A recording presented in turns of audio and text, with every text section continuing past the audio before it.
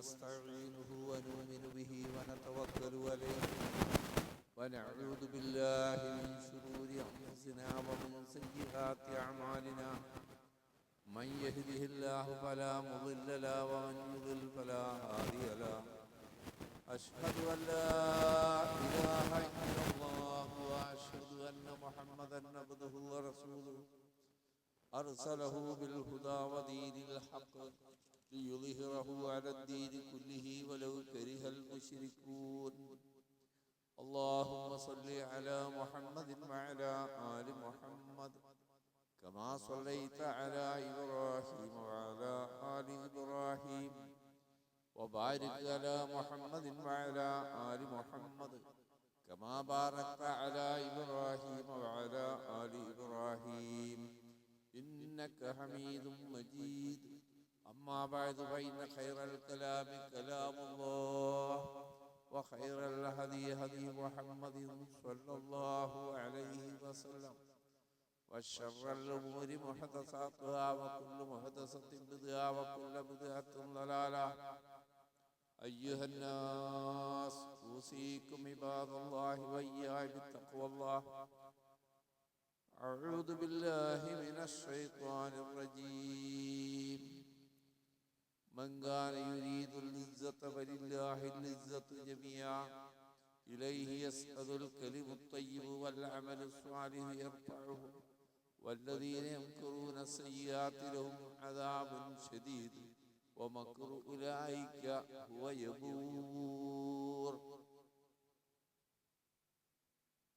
സൃഷ്ടാവും പ്രപഞ്ചനാഥനുമായ അല്ലാഹുവിനെ സൂക്ഷിച്ച് ജീവിക്കണമെന്ന് ആദ്യം എന്നോടും പിന്നീട് നിങ്ങളോടും വസിയത്ത് ചെയ്യുന്നു. പരമകാരുണികനായ അല്ലാഹു നമ്മെ അനുഗ്രഹിക്കട്ടെ. മാരകമായ രോഗങ്ങളിൽ നിന്ന്, അപകടങ്ങളിൽ നിന്ന്, പ്രയാസങ്ങളിൽ നിന്നെല്ലാം അല്ലാഹു നാം ഏവരെയും കാത്ത് രക്ഷിക്കുമാറാകട്ടെ. പ്രിയ സഹോദരങ്ങളെ, നമ്മളെല്ലാം സത്യവിശ്വാസികളാണ്.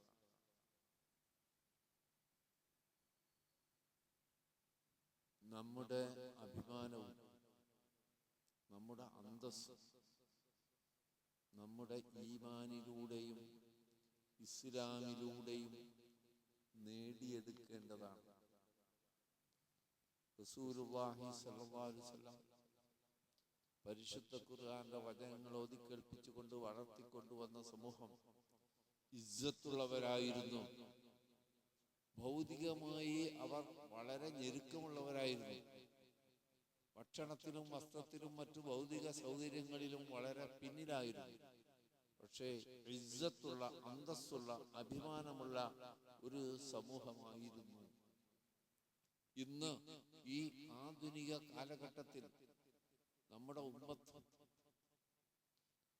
അഭിമാനം സംരക്ഷിക്കാൻ, അന്തസ്സ് കാക്കാൻ ദുനിയാവിനെയാണ് ആശ്രയിക്കുന്നത്, അല്ലാഹുവിനെയല്ല, ഈമാനിനെയല്ല, ഇസ്ലാമിനെയല്ല.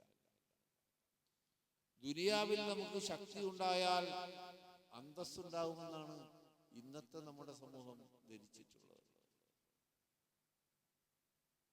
നമുക്ക് സമ്പത്തും ഭൗതിക സൗകര്യങ്ങളും സ്വാധീനവും ഒക്കെ ഉണ്ടായാൽ അഭിമാനം സംരക്ഷിക്കാൻ കഴിയുമെന്നൊരു വിദ്യാധാരണയിലാണ് ഇന്നത്തെ നമ്മുടെ സമൂഹം. അതിനുവേണ്ടി ഇസ്ലാമിനെ തന്നെ കൈയൊഴിക്കാൻ, ജനങ്ങളുടെ മുമ്പിൽ പ്രതാപം കാണിക്കാൻ, ഈമാനിനെയും ഇസ്ലാമിനെയും കൈയൊഴിക്കാൻ പോലും ഇന്നത്തെ നമ്മുടെ സമൂഹം തയ്യാറാവുന്നു. സൂറത്ത് ഫാത്തിറിലെ 10-ാമത്തെ വചനത്തിലൂടെ അല്ലാഹു പറഞ്ഞത്, മൻ കാന യുരീദുൽ ഇസ്സത ഫലില്ലാഹിൽ ഇസ്സത്തു ജമീആ. ആരെങ്കിലും അന്തസ്സ് കൊതിക്കുന്നുണ്ടെങ്കിൽ, മനുഷ്യ പ്രകൃതിയാണത്. അഭിമാനവും അന്തസ്സും കൊതിക്കുക എന്നത് ഒരു കുറ്റമൊന്നുമല്ല, അതൊരു പ്രകൃതിയാണ്. അങ്ങനെ ആരെങ്കിലും കൊതിക്കുന്നുവെങ്കിൽ ഫലില്ലാഹിൽ ഇസ്സത്തു ജമീആ, മുഴുവനും ഇസ്സത്തും അല്ലാഹ്ക്കാണ്. അപ്പൊ എങ്ങനെ നമുക്ക് ഇസ്സത്ത് കിട്ടാൻ? മുഴുവനും ഇസ്സത്ത് അല്ലാഹ്ക്കാണ്. റബ്ബുമായി ചേർന്ന് നിൽക്കുന്നവർക്കല്ലാതെ ഇസ്സത്ത് നേടാൻ പറ്റില്ല. നമ്മള് വലിയ വീടുണ്ടാക്കി അതിലൂടെ എന്തോ സമൂഹത്തിൽ എനിക്കെന്തോ ഒരു മെച്ചം കിട്ടും, വലിയ വ്യവസായശാലകൾ ഉണ്ടെങ്കിൽ കിട്ടും, എൻ്റെ കാറിന് വില കൂടിയാൽ അന്തസ്സുണ്ടാവും എന്നൊക്കെയാണ് പൊതുവെ ഇന്ന് ദുനിയാവിന് വേണ്ടി മത്സരിക്കുന്ന ഈ കാലഘട്ടത്തിലെ പ്രിയപ്പെട്ടവരെ, ഭക്ഷണം കുറഞ്ഞാലും സൗകര്യങ്ങൾ കുറഞ്ഞാലും സ്വാധീനമില്ലെങ്കിലും അധികാരമില്ലെങ്കിലും ക്രൂരന്മാരായ ആളുകൾ അധികാരത്തിൽ വന്നാലും നമ്മുടെ ഈമാൻ സംരക്ഷിക്കുന്ന കാലത്തോളം, നമ്മുടെ ഇസ്ലാം നാം സംരക്ഷിക്കുന്ന കാലത്തോളം ഒരാളുടെ മുമ്പിലും തലകുനിക്കേണ്ടി വരില്ല എന്ന് നമ്മൾ മനസ്സിലാക്കണം. അള്ളാഹ് പറയാണ്, ആരെങ്കിലും ഇസ്സത്ത് കൊതിച്ചാൽ അള്ളാഹുവിനാണ് ഇസ്സത്ത്. ഇലൈഹി യസ്അദുൽ കലിമുത് ത്വയ്യിബ്, വിശിഷ്ടമായ വാക്ക് അള്ളാഹുവിലേക്ക് കയറിപ്പോവും. ഉത്തമമായ വാക്കാണ് അള്ളാഹുവിലേക്ക് കയറിപ്പോവുക. വൽ അമലു സ്വാലിഹു യർഫഉ, അമലു സ്വാലിഹായ അമലുകളാണ് അള്ളാഹു ഉയർത്തുക. വല്ലദീന യംകുറൂന സയ്യിആത്ത്, കുതന്ത്രങ്ങൾ പ്രയോഗിക്കുന്ന കുതന്ത്രത്തിന്റെ കാലഘട്ടത്തിലാണ് നമ്മൾ ജീവിക്കുന്നത്. അധികാരി വർഗങ്ങൾ പ്രത്യേകിച്ച് ഇരയാക്കപ്പെടുന്ന പാവങ്ങളെ അടിച്ചമർത്താൻ വേണ്ടി എല്ലാവിധ അഴിമതികളും വളഞ്ഞ മാർഗങ്ങളും അവർ സ്വീകരിക്കും. അല്ലാഹ് പറയാണ്, കുതന്ത്രങ്ങൾ മെനയുന്ന ആളുകൾ ലഹും അദാബുൻ ശദീദ്, അവർക്ക് കഠിനമായ ശിക്ഷയുണ്ട്. വമക്റു ഉലൈക ഹുവ യബൂർ, പേടിക്കണ്ട, അവരുടെ കുതന്ത്രങ്ങൾ പരാജയപ്പെടുക തന്നെ ചെയ്യും. നമ്മൾ ഓരോ വാർത്തകൾ കേൾക്കുമ്പോഴും അറിയുമ്പോഴും നാട്ടില് നടക്കുന്ന വിഷയങ്ങൾ അറിയുമ്പോൾ നമ്മുടെ മനസ്സ് വേദനിക്കും. ഇനിയും നമുക്ക് പരീക്ഷണങ്ങളാണോ എന്ന് വിചാരിക്കും. പരീക്ഷിക്കപ്പെടുന്ന നമ്മുടെ ദീനാണ് എന്ന് മറന്നു പോകുന്നു. ആരധികാരത്തിൽ വന്നാലും, ആര് സ്വാധീനം നേടിയാലും, സമ്പത്ത് കുറഞ്ഞാലും അംഗസംഖ്യ കുറഞ്ഞാലും ദീനുള്ളവർക്ക് ഇസ്സത്തുണ്ട്. മദീനയിലെ മുനാഫിക്കുകൾ മുസ്ലിമാണെന്ന് അഭിമാനിക്കുന്ന, അല്ലെങ്കിൽ മുസ്ലിമാണെന്ന് ജനങ്ങളെ ധരിപ്പിക്കുകയും ഉള്ളിന്റെ ഉള്ളിൽ ഇസ്ലാമിനോട് വിരോധം വെച്ച് പുലർത്തുന്നവരെയാണല്ലോ മുനാഫിക്കുകൾ എന്ന് പറയുക. മുസ്ലിങ്ങളോട് അവർക്ക് പുച്ഛമായിരുന്നു. അവര് പറഞ്ഞത്,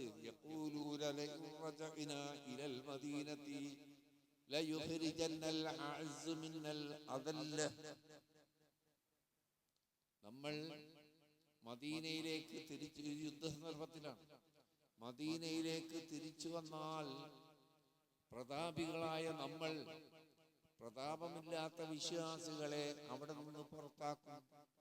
മുഅ്മിനീങ്ങളെ പറ്റി മുനാഫിക്കുകൾ പറയാം, പ്രതാപമുള്ളത് നമുക്കാണ്, ഭൗതിക ശക്തി നമ്മുടെ കയ്യിലാണ്, അതുകൊണ്ട് ഈ നിസ്സാരന്മാരായ മുഅ്മിനീങ്ങളെ നാം മദീനയിൽ നിന്ന് പുറത്താക്കും.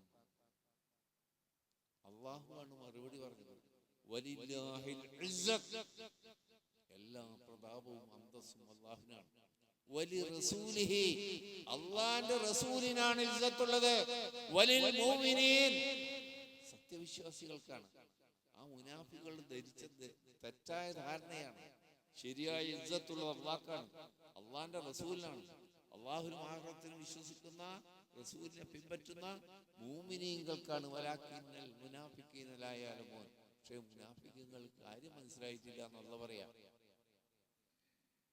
ചുരുക്കത്തിൽ നമ്മൾ നമ്മുടെ ദീനിലേക്ക് തന്നെ വരണം. ഒരന്തസ്സും നേടാൻ പറ്റില്ല ദുനിയാവ് കാണിച്ചിട്ട്, ഒരന്തസ്സും നേടാൻ പറ്റില്ല ദുനിയാവ് കാണിച്ചിട്ട്. ദീനുള്ളവൻ അവൻ അന്തസ്സുണ്ട്, ഈമാനുള്ളവൻ ഇസ്ലാമുള്ളവൻ അവന് അന്തസ്സുണ്ട്. പ്രിയപ്പെട്ടവരെ, ഉമറുൽ ഫാറൂഖ് റളിയല്ലാഹുവിന്റെ ഭരണകാലത്ത് റസൂൽ സല്ലല്ലാഹു അലൈഹി വസല്ലം വഫാത്തിന് ശേഷം, അബൂബക്കർ സിദ്ദീഖ് റളിയല്ലാഹുവിന്റെ വഫാത്തിന് ശേഷം ഉമറുൽ ഫാറൂഖ് റളിയല്ലാഹുവിന്റെ ഭരണകാലത്താണ് റോമയെ പരാജയപ്പെടുത്തിയത് മുസ്ലിം സൈന്യം. ഷാം ജയിച്ചടക്കി. മസ്ജിദുൽ അഖ്സയിലേക്ക് എത്തി മുസ്ലിം സൈന്യം. ആദ്യം ഖാലിദ് ബിൻ വലീദിന്റെ നേതൃത്വത്തിലായിരുന്നു. പിന്നീട് ഉമറുൽ ഫാറൂഖ് റളിയല്ലാഹു ഖാലിദിനെ സൈന്യാധിപനിൽ സ്ഥാനത്ത് മാറ്റുകയും അബൂ ഉബൈദത്തുൽ ജറാഹ് റളിയല്ലാഹു അൻഹുവിനെ സർവ്വസൈന്യാധിപനാക്കി. അദ്ദേഹത്തിന്റെ നേതൃത്വത്തിലും ഖാലിദിന്റെ സഹായത്തോടു കൂടിയാണ് കീഴടക്കിയത്. അപ്പോൾ മസ്ജിദുൽ അഖ്സയിലെ കർദിനാൾമാര് പറഞ്ഞു, ഞങ്ങൾ പരാജയം സമ്മതിച്ചിരിക്കുന്നു, നിങ്ങൾ വിജയിച്ചിരിക്കുന്നു. ഒരു നിബന്ധനയുണ്ട്, ഞങ്ങൾ ഇതൊക്കെ ഇങ്ങോട്ട് വിട്ടുതരാം, ഞങ്ങൾ പോയിക്കോളാം, മസ്ജിദുൽ അഖ്സ അടക്കം വിട്ടുതരാം. നിങ്ങളുടെ ഭരണാധികാരി നേരിട്ട് വരണം. സൈന്യത്തിന്റെ ശക്തി ഞങ്ങൾക്ക് മനസ്സിലായി. അപ്പൊ അതിന്റെ ഭരണാധികാരി എങ്ങനത്തെ ശക്തനായിരിക്കും? ഉമറുൽ ഫാറൂഖ് എന്ന് കേട്ടാ കിസറയും കൈസറും പിറക്കുന്നവരാ. ആ ഭരണാധികാരി വന്നാൽ ഞങ്ങൾ ഇത് കൈയൊഴിഞ്ഞ് അധികാരം തിരിച്ചേൽപ്പിക്കാം. ഈ വിവരമറിഞ്ഞ് ഉമറുൽ ഫാറൂഖ് റളിയല്ലാഹു മദീനയിൽ നിന്ന് ഷാമിലേക്ക് വരികയാണ്. സഹോദരങ്ങളെ, ഒരു ചെറിയ കുതിരപ്പുറത്ത് അദ്ദേഹത്തിന്റെ കോട്ട് പല ഭാഗത്തും കഷ്ണം വെച്ച് തുന്നിയിട്ടുണ്ട്. റോമ സാമ്രാജ്യത്തെ പരാജയപ്പെടുത്തിയ ഭരണാധികാരിയുടെ വേഷം ഇസ്സത്തുള്ള ഉമറുൽ ഫാറൂഖ് റളിയല്ലാഹു അൻഹു. അദ്ദേഹം വന്നപ്പോ ഇവിടുത്തെ സേനാനായകന്മാര് അബൂ ഉബൈദത്തുൽ ജറാഹ്, ഖാലിദ് ബിൻ വലീദ്, യസീദ് ഒക്കെ സ്വീകരിക്കാൻ മുന്നിലേക്ക് ചെന്നു. അപ്പൊ തന്നെ അവർക്ക് പിടിച്ചില്ല വേഷം. സ്വർണ്ണ സിംഹാസനത്തിലിരിക്കുന്ന വെള്ളിപ്പാത്രത്തില് ഭക്ഷണം കഴിക്കുന്ന ആളുകളെ മുന്നിലേക്ക് കണ്ടം വെച്ച കോട്ട് ഇട്ടിട്ട് ഈ രാജാക്കന്മാരുടെ രാജാവായ ഉമറുൽ ഫാറൂഖ് വരുമ്പോ ഇവരോ സേനാധിപന്മാർക്കുള്ള മികച്ച വസ്ത്രങ്ങളാണ് ധരിച്ചിട്ടുള്ളത്. ഖാലിദ് ബിൻ വലീദും അബൂ ഉബൈദത്തുൽ ജറാഹും യസീദൊക്കെ കണ്ടവശം ഉമറുൽ ഫാറൂഖ് ഒരു പിടി ചരല് വാരി അവരെ എറിഞ്ഞു. സ്വന്തം സൈന്യാധിപന്മാരെ എറിഞ്ഞു. എന്നിട്ട് പറഞ്ഞു, നിങ്ങൾ എത്ര വേഗമാണ് മറക്കുന്നത്? റസൂലുള്ളാഹി സ്വല്ലല്ലാഹു അലൈഹി വസല്ലമയുടെ കാലം നിങ്ങൾ എങ്ങനെ മറക്കാൻ പറ്റി? നിങ്ങൾക്ക് നമ്മൾ അഭിശപ്തരായ ഒരു ജനതയായിരുന്നു. ഇസ്ലാം കൊണ്ടാണ് നമുക്ക് അന്ന് ഇസ്സത്ത് നൽകി. അത് മറക്കണ്ട. നിങ്ങൾ വിചാരിക്കും ഈ വേഷം കൊണ്ടൊക്കെ എന്തോ ഒരു ഇസ്സത്ത് കിട്ടുന്ന? ഇസ്ലാം കൊണ്ടാണ് നമുക്ക് ഇസ്സത്ത് നേടാൻ കഴിഞ്ഞത്. അങ്ങനെയാണ് അദ്ദേഹം ചെന്ന് ബൈത്തുൽ മുഖദ്ദസുമൊക്കെ ഏറ്റെടുക്കുന്നത്. ഇവിടെ നമ്മുടെ വിഷയമാണ് ഞാൻ പറഞ്ഞത്. എന്താണ് ഒരു ശബ്ദം?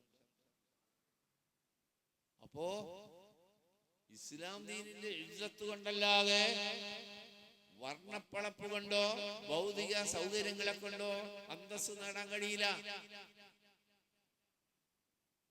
പ്രിയപ്പെട്ടവരെ, ഇസ്ലാമിന്റെ പ്രാരംഭ കാലഘട്ടത്തിൽ മക്കയിൽ പാവങ്ങളായ വിശ്വാസികൾ അങ്ങേയറ്റം പീഡിപ്പിക്കപ്പെട്ടു എന്ന് നമുക്കറിയാം.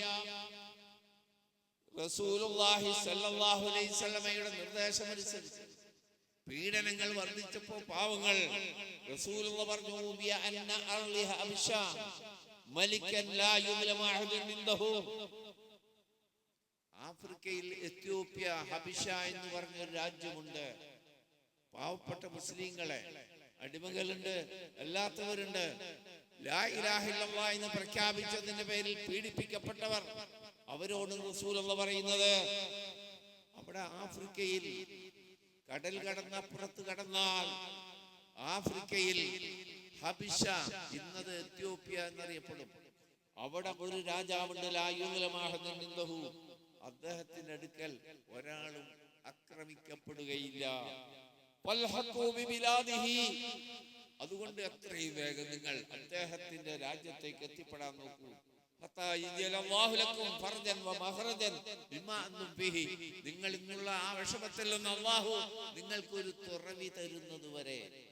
ഒരാശ്വാസം നൽകുന്നതുവരെ നിങ്ങളെല്ലാം ആ നാട്ടിലേക്ക് പോവുക. ആദ്യം ഒരു ചെറു സംഘം പോയി. പിന്നീട് അവിടുത്തെ വീട് പറഞ്ഞപ്പോ വലിയൊരു സംഘം പോയി. ഏകദേശം 90ഓളം ആളുകൾ, കുറച്ച് പെണ്ണുങ്ങളും അധികം ആണുങ്ങളുമായി ആ നജ്ജാശി രാജാവിന്റെ അടുക്കൽ നീതിമാനായ നല്ല മനുഷ്യൻ, ക്രൈസ്തവനാണ്, അദ്ദേഹം നീതിമാനായിരുന്നു. അതുകൊണ്ടാണ് റസൂൽ പറഞ്ഞ അവിടേക്ക് പോയിക്കോളാൻ. അവിടെ സമാധാനത്തിൽ കഴിഞ്ഞപ്പോ വിവരമറിഞ്ഞു ഖുറൈശികൾ. അങ്ങനെ വിട്ടാ പറ്റൂലെന്നാ, സ്വന്തം നാട് വിട്ടുപോയി, എന്നിട്ടും വെറുതെ വിടുന്നില്ല വിശ്വാസികളെ. അവരെ പ്രഗത്ഭരായ 2 ആളുകളെ നജ്ജാശിയുടെ അടുത്തേക്ക് അയച്ചു. അബ്ദുല്ലാഹ് ബിൻ അബീ റബീഅയും അംർ ബിൻ ആസ്, നന്നായി വാചാലമായി സംസാരിക്കാൻ കഴിയുന്ന ആളുകൾ, 2 പേരെ നജ്ജാശി രാജാവിന്റെ സമ്മാനങ്ങളുമായി അയച്ചു. വില പിടിച്ച സമ്മാനങ്ങൾ. ആദ്യം അവര് രാജാവിനെ കണ്ടില്ല, പാതിരിമാരെ കണ്ടു, ബിഷപ്പുമാരെ കണ്ടു. അവർക്ക് വില പിടിച്ച സമ്മാനങ്ങൾ കൊടുത്തു. അവര് ചോദിച്ചു, എന്താ ഞങ്ങൾ നിങ്ങൾക്ക് ചെയ്തു തരേണ്ടത്? ഞങ്ങളുടെ നാട്ടിൽ നിന്ന് കുറെ കുഴപ്പമുണ്ടാക്കിയ ആൾക്കാർ ഈ നാട്ടിൽ വന്നിട്ടുണ്ട്. രാജാവിനെ ഞങ്ങൾ മുഖം കാണിക്കുന്നു, നിങ്ങളെ കാണുകയാണ്. അവരെ മടക്കി തരാനാണ് ഞങ്ങൾ വന്നത്. ഞങ്ങൾ ഈ ആവശ്യം നജ്ജാശി രാജാവിന്റെ മുന്നിൽ ഉന്നയിക്കുമ്പോ നിങ്ങൾ സപ്പോർട്ട് ചെയ്യണം. അത് ഞങ്ങൾ ചെയ്തോളാം. സമ്മാനമല്ല, വില പിടിച്ച സമ്മാനം കിട്ടിയല്ലേ. ആ ബിഷപ്പുമാര് പാതിരിമാര് പറഞ്ഞു, അത് ഞങ്ങൾ രാജാവിനെ നിർബന്ധിക്കാം, നിങ്ങൾ പറയുന്നതാണ് ശരി. അത് കഴിഞ്ഞ് സമ്മാനങ്ങളുമായി രാജാവിന്റെ അടുക്കലേക്ക് ചെന്നു നജ്ജാശി. എന്നിട്ട് പറഞ്ഞു, ഞങ്ങളുടെ നാട്ടിൽ കുഴപ്പക്കാരായ കുറച്ച് ആൾക്കാർ ഞങ്ങളുടെ മതത്തിൽ നിന്ന് അവർ വ്യതിചരിച്ചൊരു പുതിയ മതമായിട്ട്. എന്നാൽ രാജാവേ, അങ്ങയുടെ മതം അവർ സ്വീകരിച്ചിട്ടില്ല. അവർ യഹൂദികളുമല്ല, ഒരു പുതിയ മതത്തിന്റെ ആളുകൾ. അവർ നാട്ടിൽ കുഴപ്പമുണ്ടാക്കി ഇങ്ങോട്ട് ഓടി വന്നതാണ്. അവരുടെ ബന്ധുക്കളാണ് ഞങ്ങളെ പറഞ്ഞയച്ചത്. ഞങ്ങൾക്ക് തന്നെ വിട്ടുതരണം അവരെ. ഇത് പറഞ്ഞപ്പോ ബിഷപ്പുമാര് പാതിരിമാര് പറഞ്ഞു, രാജാവേ, ഇവര് പറയുന്നത് ശരിയാ, അവരെ പറ്റി അറിയുന്നവരല്ലേ ഇവര്, നമുക്കറിയില്ലല്ലോ, അതുകൊണ്ട് അവരെ വിട്ട് അയക്കണം. നീതിമാനായ നജ്ജാശി പറഞ്ഞു, അവരുടെ ഭാഗം കേൾക്കാതെ, ഇത് ഇവര് പറഞ്ഞത്, ആ വന്നവരുടെ ഭാഗം കേൾക്കാതെ ഞാനൊരു തീരുമാനമെടുക്കുകയില്ല. ഉടൻ ആ സംഘത്തിന്റെ നേതാക്കളെ ഇവിടെ കൊണ്ടുവരാൻ പറഞ്ഞു. ദൂതന്മാർ എന്ന് പറഞ്ഞപ്പോ അവര് കൂടിയാലോചിച്ചു, ആര് സംസാരിക്കും നജ്ജാശിയോട്. അവസാനം ജഅഫർ ഇബ്നു അബീ താലിബ് റളിയല്ലാഹു അൻഹുവിനെ, റസൂലിന്റെ സഹോദരനാണ്, മൂത്താപ്പയുടെ മകനാണ്, അലിയുടെ ജ്യേഷ്ഠനാണ്, ആ ജഅഫർ ഇബ്നു അബീ താലിബിനെ നിശ്ചയിച്ചു, നിങ്ങൾ സംസാരിക്കും. എന്ത് നമ്മള് അവര് സമ്മാനം കൊടുത്തു പോയാൽ നമ്മളെവിടുന്ന് പറഞ്ഞേക്കും. തീരുമാനിച്ചെന്നറിയും, എന്തും സംഭവിക്കട്ടെ, സത്യം മാത്രം ആ നജ്ജാശിയോട് പറയാം. കേട്ടാ, നമ്മളിവിടുന്ന് പോണ്ടി വന്നാലും സത്യം മാത്രം, അള്ളാന്റെ റസൂല് പഠിപ്പിച്ചത് മാത്രം അവരോട് പറയാം. ചെന്നു നേതാവിനെ അടുത്തേക്ക് വിളിച്ചു. എന്താണ് നിങ്ങളുടെ മതം? നിങ്ങൾ ഞങ്ങളുടെ മതം സ്വീകരിച്ചിട്ടില്ല, നിങ്ങളുടെ നാട്ടുകാരൻ മതത്തിൽ നിങ്ങൾ പുറത്തു പോയി എന്നവർ പറയുന്നു, എന്താണ് നിങ്ങളുടെ മതം? അപ്പോൾ ജഅഫർ ബിൻ അബീ താലിബ് പറഞ്ഞു, യാ അയ്യുഹൽ മലിക് കുന്നാ ഖൗമൻ അഹ്ലൽ ജാഹിലിയ, പ്രിയപ്പെട്ട രാജാവേ, ഞങ്ങൾ ജാഹിലിയത്തിലെ ആളുകളായിരുന്നു. നഅബ്ദുൽ അസ്നാം, വിഗ്രഹങ്ങളെ ഞങ്ങൾ ആരാധിച്ചിരുന്നു. നഖുലുൽ മയ്യിത, ശവം ഞങ്ങൾ തിന്നിരുന്നു. വലനക്തൽ വസല, കുടുംബ ബന്ധങ്ങൾ ഞങ്ങൾ മുറിച്ചിരുന്നു. വനുസിൽ ജവാരി, അയൽവാസികളോട് മോശമായി പെരുമാറിയിരുന്നു. വനത്തിൽ ഫവാഹിഷ, വൃത്തികെട്ട വ്യഭിചാരം പോലുള്ള കാര്യങ്ങൾ ഞങ്ങൾ ചെയ്തിരുന്ന ഒരു ജനതയായിരുന്നു ഞങ്ങൾ. വബഅസല്ലാഹു ലൈനാ റസൂലൻ, ആ സന്ദർഭത്തിൽ അല്ലാഹു ഞങ്ങളിലേക്ക് റസൂലിനെ അയച്ചു. അദ്ദേഹത്തെ നിങ്ങൾക്ക് നല്ല പരിചയമുണ്ട്, അദ്ദേഹത്തിന്റെ സത്യസന്ധത ബോധ്യപ്പെട്ടതാണ്, അദ്ദേഹത്തിന്റെ കുടുംബം ഉയർന്ന കുടുംബത്തിലുള്ളതാണ്. അദ്ദേഹം പറഞ്ഞു, ലാ തഅബുദു ഇല്ലല്ലാഹ്, നമ്മളെ സൃഷ്ടിച്ച് പരിപാലിക്കുന്ന ദൈവത്തെ അല്ലാതെ, അല്ലാഹുവിനെ അല്ലാതെ ആരാധിക്കരുത്. ഞങ്ങളോട് നിരോധിച്ചു വിഗ്രഹങ്ങളെ ആരാധിക്കുന്നതിൽ നിന്ന്. അയൽവാസികളോട് മാന്യമായി പെരുമാറാൻ പഠിപ്പിച്ചു. സത്യം മാത്രം പറയണമെന്ന് പഠിപ്പിച്ചു. മോഷ്ടിക്കരുതെന്ന് പഠിപ്പിച്ചു. അത് ഞങ്ങൾ സ്വീകരിച്ചപ്പോ ഞങ്ങളുടെ ഈ ജനത ഞങ്ങളെ പീഡിപ്പിക്കാൻ തുടങ്ങി. ജീവിക്കാൻ മാർഗമില്ലാതെ താങ്കളുടെ നാട്ടിലേക്ക്, നീതിമാനായ താങ്കളുടെ നാട്ടിലേക്ക് അഭയം തേടി വന്നതാണ്. ഇത് കേട്ടപ്പോ അവരോട് പറഞ്ഞു, ഇപ്പറഞ്ഞതിൽ യാതൊരു കുഴപ്പവും കാണില്ലല്ലോ. ദൈവത്തെ മാത്രം ആരാധിക്കുന്നു പറഞ്ഞാൽ എന്താ പ്രശ്നം? മനുഷ്യന്മാരെന്നെ കൈകൊണ്ടുണ്ടാക്കി കാണാനും കേൾക്കാനും പറ്റാത്തതിനെ ആരാധിക്കരുത്, അതിലൊരു കുഴപ്പം കാണുന്നില്ല. ഞാൻ നാളെ തീരുമാനമെടുക്കാം. അന്നത്തെ പിരിച്ചുവിട്ടു. പിറ്റേ ദിവസം അംബർ ഗ്ലാസ് 18ാമത്തെ അടവ് പ്രയോഗിച്ചു. പിറ്റേ ദിവസം ചർച്ച. അവരപ്പോഴും ആലോചിച്ചു, എന്തു വന്നാലും സത്യം മാത്രം പറയണം.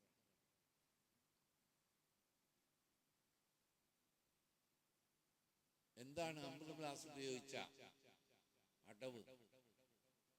യേശുവിനെ കുറിച്ച് താങ്കൾ വിശ്വസിക്കുന്ന പോലെയല്ല ഇവര് വിശ്വസിക്കുന്നത്. താങ്കൾ ദൈവപുത്രനാണെന്നും ദൈവം തന്നെയാണെന്നും വിശ്വസിക്കുന്ന താങ്കളുടെ ദീനല്ല യേശുവിനെ കുറിച്ച് ഇവരുടെ അഭിപ്രായം. അപ്പൊ നജ്ജാശി ജഅഫർ ഇബ്നു അബീ താലിബ് റളിയല്ലാഹു അൻഹു ചോദിച്ചു, എന്താണ് യേശുവിനെ കുറിച്ച്? ജഅഫർ റളിയല്ലാഹു അൻഹു പറഞ്ഞു, അള്ളാഹുവിന്റെ വചനവും മറിയമിലേക്ക് ഇട്ടുകൊടുത്ത റൂഹുമാണ്. അള്ളാഹുവിന്റെ ദാസനും ദൂതനുമാണ്. ഞങ്ങൾ വിശ്വസിക്കുന്നത് യേശു അള്ളാഹുവിന്റെ അടിമയും അള്ളാഹുവിന്റെ ദൂതനുമാണ്. അപ്പൊ നജ്ജാശിയുടെ ഒരു ചോദ്യം, ഇതിനെക്കുറിച്ച് നിങ്ങളുടെ റസൂൽ നബി എന്തെങ്കിലും നിങ്ങളെ പഠിപ്പിച്ചിട്ടുണ്ടോ? ഉടനെ ജഅഫർ അബീ താലിബ് സൂറത്ത് മറിയം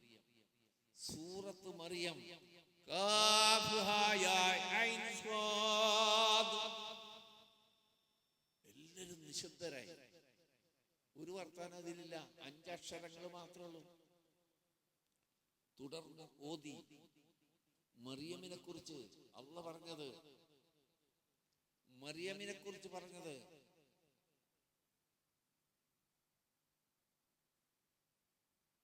ആ നജ്ജാശി കരയാൻ തുടങ്ങി. ഹക്ക് ഹക്ക്, ഇതാണ് ഹക്ക് എന്ന് പറയാൻ തുടങ്ങി. എന്താണ് ഓതിക്കേൽപ്പിച്ചതെന്ന് ഇൻഷാ അല്ലാഹ് രണ്ടാം ഖുത്ബയിൽ വിശദീകരിക്കാം. നമ്മുടെ വിഷയം, ഏതൊരു പ്രശ്നം പിടിച്ച സാഹചര്യത്തിലും ഹക്ക് പറയുക. ഹക്ക് തൽക്കാല സൂത്രം പറഞ്ഞ് രക്ഷപ്പെടാനുള്ള വഴി നോക്കരുത്. ഹക്കില് അള്ളാഹ് പറഞ്ഞ ഹക്കിൽ നിന്നാൽ അള്ളാഹുവിന്റെ കാവലുണ്ടാവും. അതാണ് ഇവിടെയും സംഭവിച്ചത്. എന്നും നമ്മുടെ ദീൻ സംരക്ഷിച്ചുകൊണ്ട്, ഈമാൻ സംരക്ഷിച്ചുകൊണ്ട്, ഹക്ക് നെഞ്ചേറ്റിക്കൊണ്ട് ഹക്കിൽ തുടരാൻ അള്ളാഹു നമുക്ക് തൗഫീക്ക് നൽകി അനുഗ്രഹിക്കുമാറാകട്ടെ.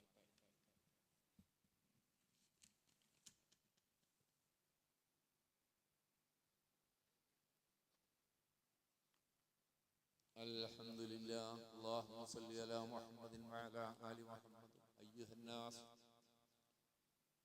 ഊസീകും ഇബാദല്ലാഹി വഇയ്യായ ബിത്തഖ്വല്ലാഹ്.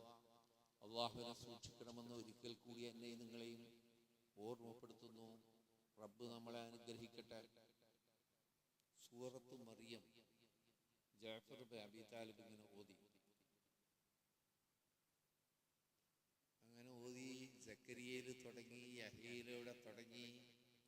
വദ്കുർ ഫിൽ കിതാബി മറിയമ, മറിയമിനെ കുറിച്ച് അല്ലാഹ് കിതാബിൽ പറഞ്ഞ കാര്യം. ഇതിൻതബദത് മിൻ അഹ്ലിഹാ മക്കാനൻ ശർഖിയ, വീട്ടുകാരിൽ നിന്ന് ഒഴിഞ്ഞു മാറി കിഴക്ക് ഭാഗത്തേക്ക് മാറി താമസിച്ചു. ഫത്തഖദത് മിൻ ദൂനിഹിം ഹിജാബൻ, എല്ലാവരിൽ നിന്നും ഒരു മറ സ്വീകരിച്ചു, കുറെ ദൂരേക്ക് മാറി.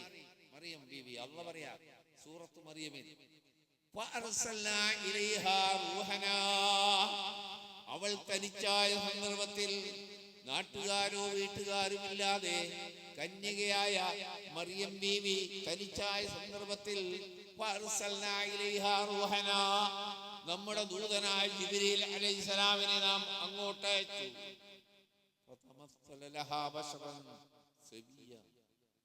ഇതൊരു ചെറുപ്പക്കാരനാണ് എന്നാണ് മറിയം ബീവി മനസ്സിലാക്കിയത്. വൈബറിയില്ല, സക്കരിയ നബിക്ക് മനസ്സിലായില്ല, മറിയം ബീവിക്ക് മനസ്സിലായില്ല. ഒരു സുന്ദരനായ ചെറുപ്പക്കാരൻ അള്ളാഹ് ജിബ്രീലിനെ അയച്ചേക്കണ്. അവൾക്ക് കണ്ടത് ഒരു സുന്ദരനായ ചെറുപ്പക്കാരനായിട്ടാണ്.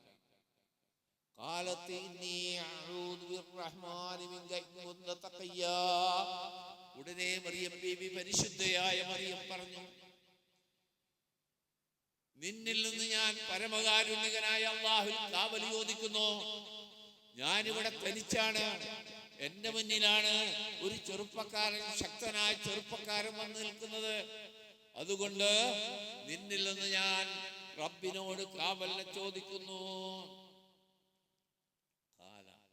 ആ വന്ന ആള് പറഞ്ഞു, ഇന്നമാ അന റസൂലു റബ്ബിക്, പേടിക്കേണ്ട മറിയം, ഞാൻ അല്ലാഹുവിന്റെ ദൂതനായ ജിബ്രീലാണ്. ലി അഹബലകി ഗുലാമൻ സഖിയ, നിനക്ക് പരിശുദ്ധനായ ഒരു കുഞ്ഞുണ്ടാവാൻ പോകുന്നു എന്ന സന്തോഷ വാർത്ത അറിയിക്കാൻ അള്ളാഹു എന്നെ നിയോഗിച്ചതാണ്. സാധാരണ ഒരു സന്തോഷം ഉണ്ടാവണ്ടേ? മറിയത്തിന് സന്തോഷം ഉണ്ടാവോ? വിവാഹം കഴിയാത്ത കന്യകയായ കാലത്ത്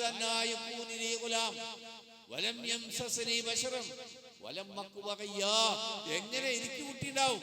ഒരു പുരുഷനും ഇന്നേ വരെ എന്നെ തൊട്ടിട്ടില്ല. ഞാനിട്ടൊരു മോശം നടപടിക്കാരി അല്ല. ജിബ്രീൽ പറഞ്ഞു, അല്ലാഹു ഉദ്ദേശിച്ചാലേ അത് അങ്ങനൊക്കെ ഉണ്ടാവും. അങ്ങനെ മാറി താമസിച്ചു, ഗർഭമായി, ഒരു താഴ്വരയിൽ പ്രസവിച്ചു. അല്ലാഹു പറഞ്ഞു, നീ ആരോടും സംസാരിക്കണ്ട, നോമ്പാണ്, നിനക്ക് നോമ്പാണ്. പലൻ ഉകല്ലിമൽ യൗമ ഇൻസിയ, ഒരു മനുഷ്യനോട് ആളുകൾ വന്നു, എന്താ മറിയം ഇത്? നിന്റെ വാപ്പ നല്ല മനുഷ്യനായിരുന്നല്ല, നിന്റെ ഉമ്മ നല്ല നടപടിക്കാരിയായിരുന്നല്ല, നിനക്കെന്തായി പറ്റിയത്? കല്യാണം കഴിയാത്ത പെണ്ണ് ഒരു ക്രാവിനെടുത്ത് വന്നേക്കാം. മറിയം ആ കുട്ടിയിലേക്ക് ചൂണ്ടിക്കാണിച്ചു. അവര് പറഞ്ഞു, ഈ ചോരക്കുഞ്ഞിനോട് ഞങ്ങൾ എന്ത് വർത്താനം പറയാം? അപ്പോൾ അല്ലാഹു പറയാണ്, ഈസാ നബി പറഞ്ഞു,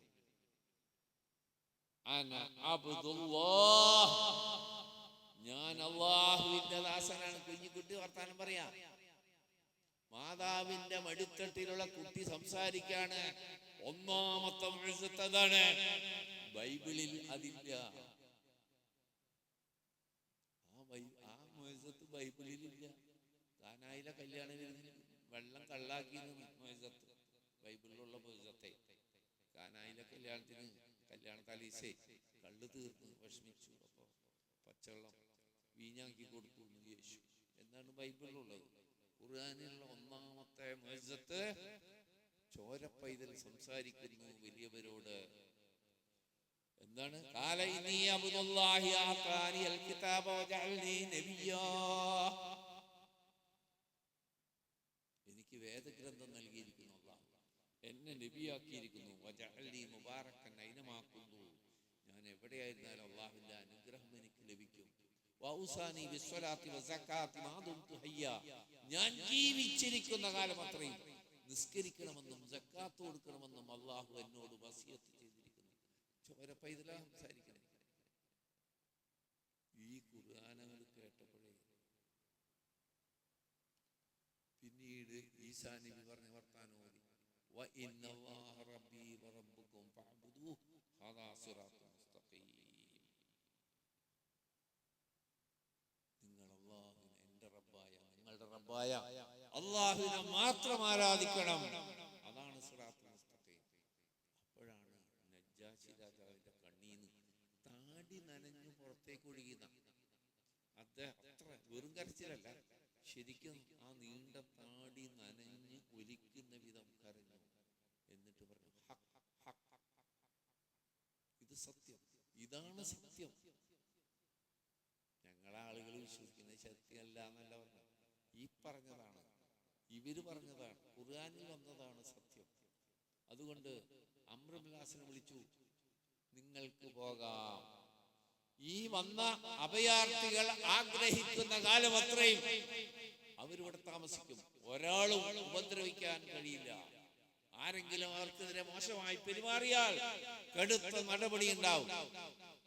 നിരാശനായി പോകുമ്പോ പറഞ്ഞു, വാ പോവല്ലേ, ഈ സമ്മാനം കൂടിക്കൊണ്ടിരിക്കുക. നിങ്ങൾ കൊണ്ടുവന്ന സമ്മാനം ഇവിടെ ഇസ്ലാമിന്റെ ഇസ്സത്ത് പഠിപ്പിച്ചതാ. നിങ്ങൾ സൂത്രപ്പണികൾ എന്തെങ്കിലും പറഞ്ഞ് രക്ഷപ്പെടാനല്ലോ നോക്കി. സത്യം പറഞ്ഞു. ഇതേപോലെ പ്രിയപ്പെട്ടവരെ, പേർഷ്യൻ സൈന്യാധിപൻ റുസ്തമിന്റെ മുമ്പിൽ മുസ്ലിം സൈന്യത്തിൽ നിന്ന് ദൂതനായി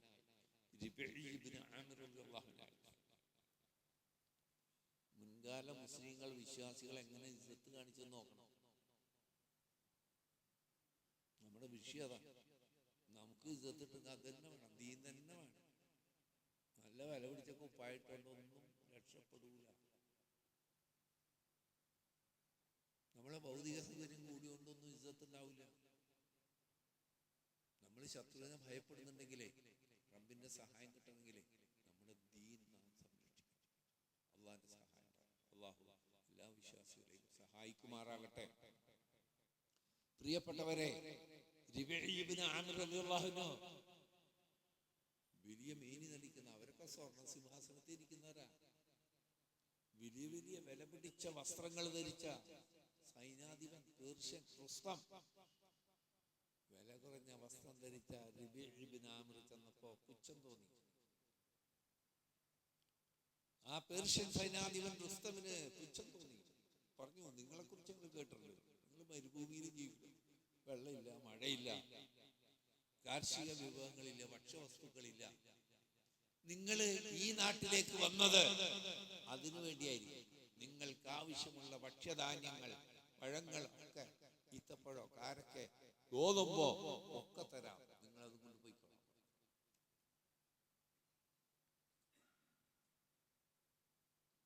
റബീഉ ആമിർ റളിയല്ലാഹു അൻഹു പറഞ്ഞു, ഞങ്ങൾ വന്നത് നിങ്ങളുടെ ഗോതമ്പിന് വേണ്ടിയല്ല, കാരക്കക്ക് വേണ്ടിയല്ല. അല്ലാഹു ഞങ്ങളെ നിയോഗിച്ചൊരു സമൂഹമാണ്. ലിനുഖ്രിജൽ ഇബാദ മിൻ ഇബാദത്തിൽ ഇബാദി ഇലാ ഇബാദത്തി റബ്ബിൽ ഇബാദ്. ഓക്കേ, എന്താ പറയുന്നത്? ഞങ്ങൾ അല്ലാഹു നിയോഗിച്ചൊരു സമൂഹമാണ്. നിങ്ങളെ ഗോതമ്പ് പിടിച്ചടക്കാൻ വേണ്ടി വന്നതല്ല. ഞങ്ങൾ സൃഷ്ടികളെ ആരാധിക്കുന്ന ജനങ്ങളെ സൃഷ്ടാവിന്റെ ആരാധനയിലേക്ക് കൊണ്ടുവരാൻ, നയിക്കാൻ, ക്ഷണിക്കാൻ പുറപ്പെട്ടവരാണ് ഞങ്ങൾ. യുദ്ധം വേണ്ടി വരില്ല. നിങ്ങൾ ആ സത്യം അംഗീകരിച്ചാൽ യുദ്ധമൊന്നുമില്ല. നിങ്ങൾ ഈ സത്യം അംഗീകരിച്ചാൽ മതി. സൃഷ്ടികളെ ആരാധിക്കാൻ പറ്റില്ല. മരിച്ചോരെ, വിഗ്രഹങ്ങളെ, മുമ്പ് മരിച്ച ഔലിയാക്കളെ, അമ്പിയാക്കളെ ഒന്നും ആരാധിച്ചു കാര്യമില്ല. സൃഷ്ടാവിനെ മാത്രം ആരാധിക്കണമെന്ന്. അതുപോലെ തന്നെ മിൻ ജൗരിൽ അദിയാനി ഇലാ അദ്ലിൽ ഇസ്ലാം, പല മതങ്ങളും ചെയ്തു കൂട്ടിയ അന്യായങ്ങളിൽ നിന്ന് ഇസ്ലാമിന്റെ നീതിയിലേക്ക് ജനങ്ങളെ കൊണ്ടുവരാൻ നിയോഗിക്കപ്പെട്ടവരാണ് ഞങ്ങൾ. നിങ്ങളെ ഗോതമ്പിന് വന്നതല്ല. ഇലാ അദ്ലിൽ ഇസ്ലാം, ഇസ്ലാമിന്റെ നീതിയിലേക്ക്. വമിൻ ലൈക്കിൽ ദുനിയാ ഇലാ സഅത്തി ദുനിയാ വൽ ആഖിറ, ദുനിയാവിന്റെ പ്രശ്നങ്ങളിലാണ് ആളുകൾ, അതിന്റെ ഇടുക്കത്തിലാണ് ആളുകൾ. സമ്പന്നനും അല്ലാത്തവരൊക്കെ അതിന്റെ ഇടുക്കത്തിലാണ്. അവരെ നയിക്കാൻ ഇലാ സഅത്തി ദുനിയാ വൽ ആഖിറ, ദുനിയാവിന്റെയും ആഖിറത്തിന്റെയും വിശാലതയിലേക്ക് ആളുകൾ കുടുങ്ങിക്കിടക്കുക. നമ്മളും എല്ലാവരും കുടുങ്ങിക്കിടക്കല്ലേ?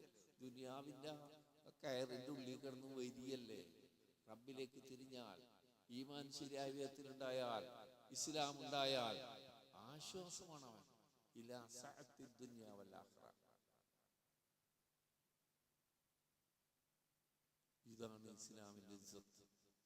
വളരെ വില കുറഞ്ഞ വസ്ത്രം ധരിച്ചിരുന്നത്. സ്വർണത്തിന്റെ പട്ടകളൊക്കെ അണിഞ്ഞിട്ടാണ് മറ്റാൾ ഇരിക്കുന്നത്. അയാളോടാണ് ഈ പറഞ്ഞത്. കണ്ടപ്പോ തന്നെ പാവം തോന്നിയാക്കി ഗോതമ്പൊക്കെ തരാന്ന് പറഞ്ഞു. അതിനല്ല, നിങ്ങളുടെ ഗോതമ്പിനല്ല. പ്രിയപ്പെട്ടവരെ, ഈ ചിന്തയിലേക്ക് നമ്മളെ നയിച്ചത് KJU കേരള ജംഇയ്യത്തുൽ ഉലമ എന്ന് പറയുന്ന പണ്ഡിത സഭയാണ് 100 കൊല്ലം മുമ്പ്. നമ്മുടെ നാട്ടിന്റെ അവസ്ഥ എന്തായിരുന്നു 100 കൊല്ലം മുമ്പ്? ഇന്ന് തന്നെ നമുക്കറിയാലോ. ഇന്ന് ഈ 100 കൊല്ലം കഴിഞ്ഞിട്ട് ഇപ്പോൾ നമുക്ക് ചുറ്റും നടക്കുന്ന കാര്യങ്ങൾ നമ്മൾ അറിയുന്നതല്ലേ. അപ്പൊ 100 കൊല്ലത്തെ നമ്മുടെ ഉമ്മത്തിന്റെ സ്ഥിതി എന്തായിരുന്നു? തനി അന്ധവിശ്വാസം, ശിർക്ക്, ബിദ്അത്ത് മാത്രം. അത് ദീൻ. അതിൽ നിന്ന് അവരെ കരകയറ്റാൻ രൂപീകരിക്കപ്പെട്ട കേരളത്തിലെ ആദ്യത്തെ പണ്ഡിത സഭ 1924 സമസ്ത ഉണ്ടായത് പിന്നെ 2 കൊല്ലം കഴിഞ്ഞിട്ടാണ്. സമസ്ത ഉണ്ടായത് പിന്നെ 2 കൊല്ലം കഴിഞ്ഞിട്ടാണ്. അത് പുതിയതാ സമസ്ത. ഈ സത്യം പലർക്കും അറിയില്ല. നമ്മളെ പുതിയൊരെന്ന് പറയാം. അത് പുതിയതാ. 1924 രൂപീകരിക്കപ്പെട്ട പണ്ഡിത സഭയാണ്. നമുക്കെന്ത് ബന്ധം തോന്നില്ലേ? നമ്മോട് ഇരിക്കുന്നത് ഇങ്ങനെ പറയാൻ നിമിത്തമായത് ആ പണ്ഡിത സഭയുടെ പ്രവർത്തനത്തിന്റെ അനന്തരഫലമാണ്. നിമിത്തം അങ്ങനെ പറയാൻ പാടുള്ളൂ. നിമിത്തേ പറയാൻ പാടുള്ളൂ, അല്ലാണ്ട് ഹിദായത്ത് അല്ലെന്നല്ല. തൗഹീദ് നമുക്ക് പറയാൻ പറ്റുന്ന ഒരു പള്ളിയിൽ ഇരുന്നിട്ട് ഇങ്ങനെ പറയാൻ പറ്റുന്ന ഈ അവസ്ഥക്ക് അതായിട്ട് ബന്ധമുണ്ട്. 100 വർഷം പൂർത്തിയായി കഴിഞ്ഞാൽ അതിന്റെ 2 വർഷമായി 100ാം വാർഷിക സമ്മേളനത്തിന്റെ സമാപനം മറ്റന്നാൾ ഞായറാഴ്ച 16ാം തീയതി കോഴിക്കോട് കടപ്പുറത്ത്. മൈതാനങ്ങളൊന്നും ഇടണ്ടാവില്ല എന്നറിയാം. ഒരു മൈതാനത്തിന് കൊള്ളാൻ പറ്റില്ല. കടപ്പുറത്ത് 4:30 നടക്കുകയാണ്. ഇവിടുന്ന് ആളുകൾ പോകുന്നുണ്ട്. കൊപ്പരക്കളത്തുനിന്ന് വാഹനമുണ്ട്. ആരെങ്കിലും പോകാൻ ആഗ്രഹിക്കുന്നുവെങ്കിൽ പള്ളി ഭാരവാഹികളുമായിട്ട് ബന്ധപ്പെടുക. മിക്കവാറും ആളുകൾ പോകുന്നതിനാൽ ഞായറാഴ്ച നടക്കാറുള്ള ഖുർആൻ ക്ലാസ് മറ്റന്നാളത്തെ ഖുർആൻ ക്ലാസ് ഉണ്ടായിരിക്കുന്നതുമല്ല എന്ന് നിങ്ങൾ പ്രത്യേകം മനസ്സിലാക്കുക. അള്ളാഹു ഇസ്സത്തോടെ ജീവിക്കാൻ, ഇസ്ലാമിലൂടെ ഈമാനിലൂടെ ഇസ്സത്തോടെ ജീവിക്കാൻ അള്ളാഹു നമുക്ക് തൗഫീഖ് നൽകി അനുഗ്രഹിക്കട്ടെ. എല്ലാ അക്രമികളിൽ നിന്നും വിശ്വാസികളെ റബ്ബ് കാത്തു രക്ഷിക്കുമാറാകട്ടെ. اللهم اغفر للمؤمنين والمؤمنات والمسلمين والمسلمات الأحياء منا والأموات إنك مجيب الدعوات يا قاضي الحاجات. اللهم ربنا آتنا في الدنيا حسنة وفي الآخرة حسنة وقنا عذاب النار. آمين برحمتك.